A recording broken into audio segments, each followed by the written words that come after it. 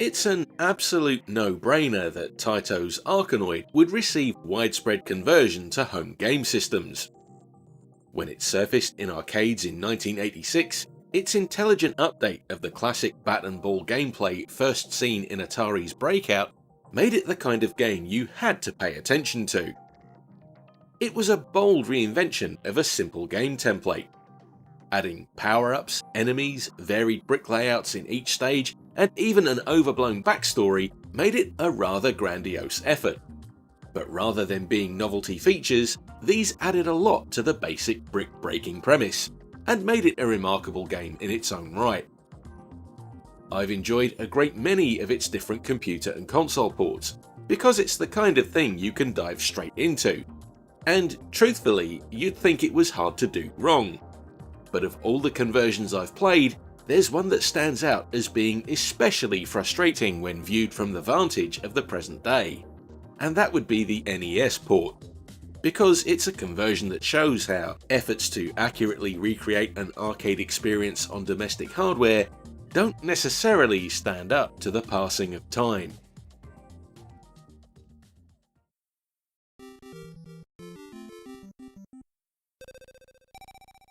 To be completely candid, the NES version of Arkanoid is one of those games I've debated quite a bit whether I ever wanted to feature on the show at all. Because, as I've already hinted, time and circumstance have not been kind to it. It's a bit of a curiosity these days, in that it's one of a very small number of video games in living memory to be released alongside a dedicated controller to play it with. Originally, it was sold with the Vaus controller, essentially a paddle-style controller with a rotary dial that mimics the feel and response of the original arcade cabinets. And if you owned an NES way back and had a burning need to play Arkanoid on it, your only option was to buy the game and its associated controller in an all-in-one package. The two weren't made available separately. I've already briefly described the game as a progression from Atari's Breakout, and the basic object of the game is just the same. In each stage, you have to destroy a wall of bricks by bouncing a ball off your paddle at the bottom of the screen to advance to the next. Miss the ball and you lose a life. Fairly easy to understand, I'd say. But Taito livened everything up with the addition of items that fall from bricks after breaking them, which, when collected, modify either your paddle or the ball's behaviour. These allow you to do things like catch and hold the ball before releasing it, split the ball into three, extend the width of your paddle, or slow the ball's movement. One even turns your paddle into a laser cannon, so you can blast blocks without having to worry about the fussy business of bouncing the ball into them. I like that one a lot. Less frequently, other pickups will bestow you with extra lives or open a portal at the side of the play area, allowing you to jump through to the next stage. And as if those details weren't exciting enough, enemies appear frequently as well, getting in the way and being a nuisance until you either bounce the ball into them or blast them for extra points.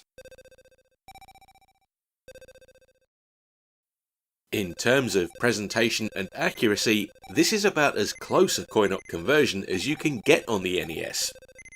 Every important detail is present. The jaunty tune that plays as you start each stage is here, the stage layouts are spot on, and the Western version of the game even has 3 extra stages. Moreover, I'm told that, when played with the Vaus controller, this feels like an extremely authentic version of the game. So, if you're able to play it with one, this ought to be a near-perfect Arkanoid experience. The trouble is, that's an awfully big if.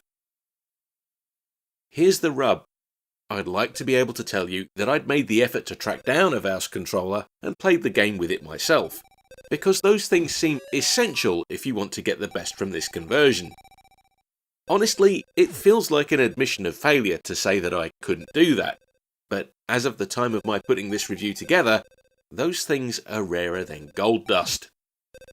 In fact, I don't think I've ever seen a Vaus controller up close.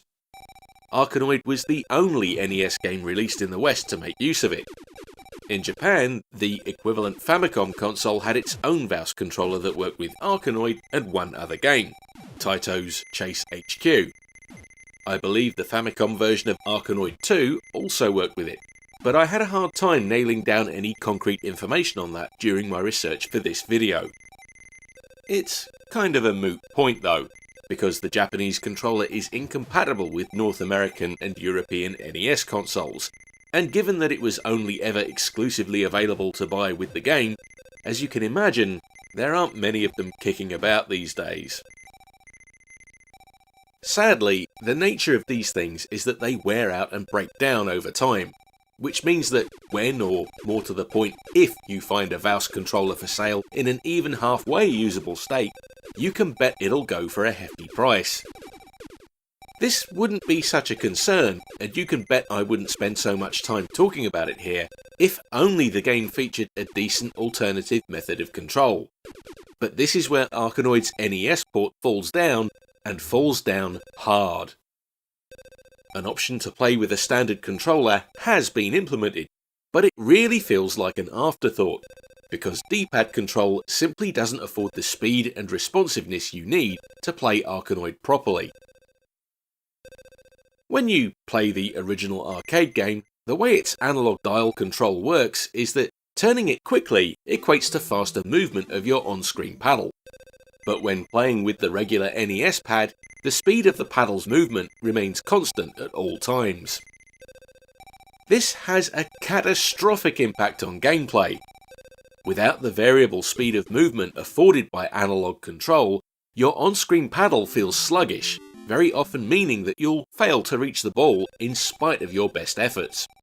And in my opinion, this makes the game difficult to play to the point of being unenjoyable. My beef here is that you're not getting the true Arkanoid experience playing this way.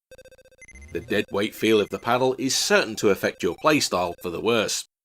For instance, where you might pull off a daring gamble in the arcade game by zipping away from the ball to snag a power-up at the opposite end of the play area, trying that on the NES with a regular controller is suicide.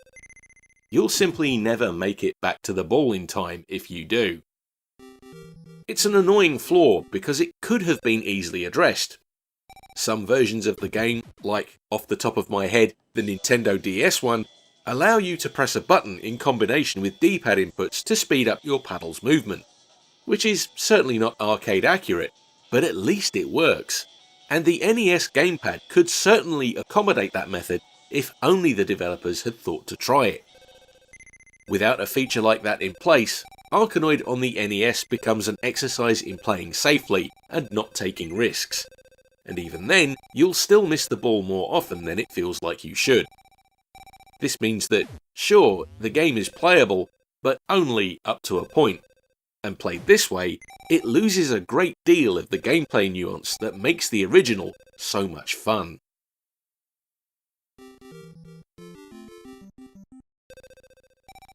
This conversion of Arkanoid is a tough game to pass final comment on. I want to be as fair as I can to it, but at the same time, there's no getting past the fact that, by virtue of being effectively reliant on what's now a very hard to find controller to play properly, it's a risky pickup for any but the most dedicated NES fanatics. It's a shame because the content of this conversion is otherwise good.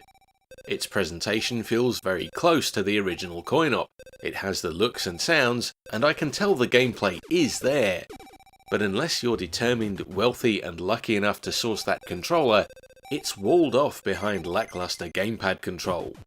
And let's be under no illusions here. If you pick up a used copy today, the standard controller is pretty much odds-on what you'll be using to play it.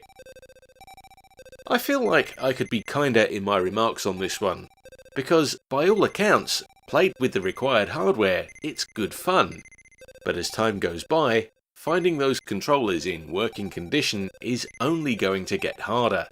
And given that no other games use the Western version of the Vaus controller, I don't see anyone making a third-party replacement for it anytime, ever.